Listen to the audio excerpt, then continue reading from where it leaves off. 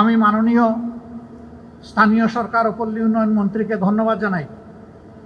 তিনি বলেছেন 4-5টি মাস আমরা অতিক্রম করে এসেছি, আমরা কোনো কিছু পরিবর্তন করতে পারিনি, বরঞ্চ দুর্নীতির প্রবৃদ্ধি হয়েছে। এটি শুভ লক্ষণ, বাস্তবতাকে উপলব্ধি করা। এজন্যই আমি তাকে ধন্যবাদ জানাচ্ছি। 12 ফেব্রুয়ারি নির্বাচনে গঠিত সংসদ এখনো জাতিকে সেই আশার আলো দেখাতে সক্ষম হয়নি। অল্প কিছু পরিবর্তন ছাড়া পুরাতন বন্দোবস্ত আঁকড়ে ধরে এই সমাজ এখনো এগিয়ে যাচ্ছে।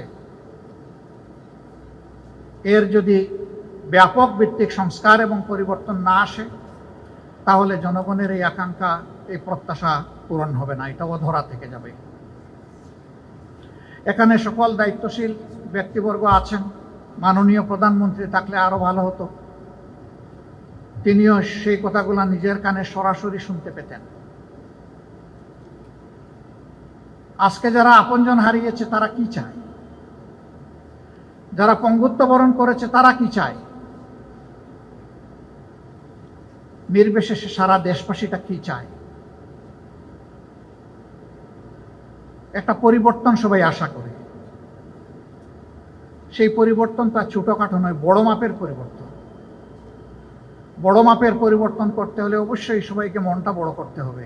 AKS অর্জন করলো গিনেস ওয়ার্ল্ড রেকর্ডস। AKS পরিবর্তন পদ্ধতিগত আসার আগে মনোজগতের পরিবর্তন লাগবে।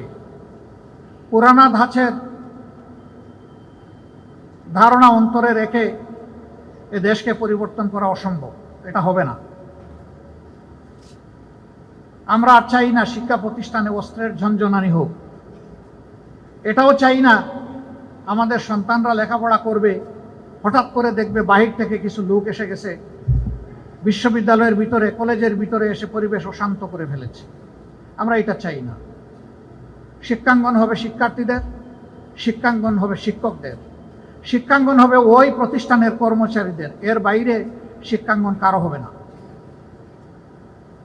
ঠিক অনুরূপভাবে বাংলাদেশের প্রতি ইঞ্চি জমির দখল থাকবে জনগণের, অন্য কারো হবে না। অবৈধ চাঁদা এবং দুর্নীতিমুক্ত সমাজ আমরা গড়তে পারিনি। আমি মাননীয় স্থানীয় সরকার ও পল্লী উন্নয়ন মন্ত্রীকে ধন্যবাদ জানাই।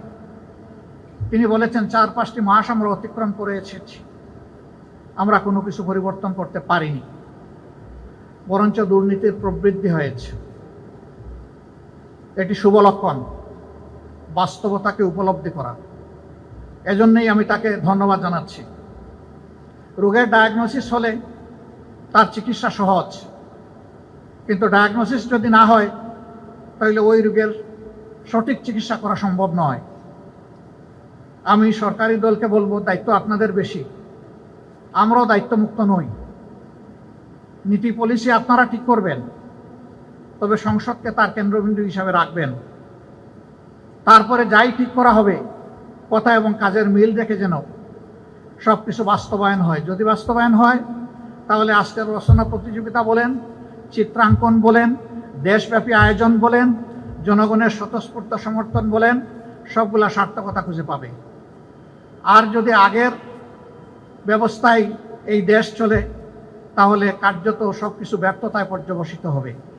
আমরা ব্যর্থতা চাই না, আমরা হারতে চাই না, আমরা সম্মিলিতভাবে জিততে চাই। এই বিজয়ের বাংলাদেশে বিরোধী দল হিসাবে আমাদের যেটুকু করার আছে আমরা করে যাব ইনশাআল্লাহ। মৌলিক জায়গার সংস্কারগুলো করতেই হবে। ওই সংস্কার না করলে এ সমাজ বদলাবে না।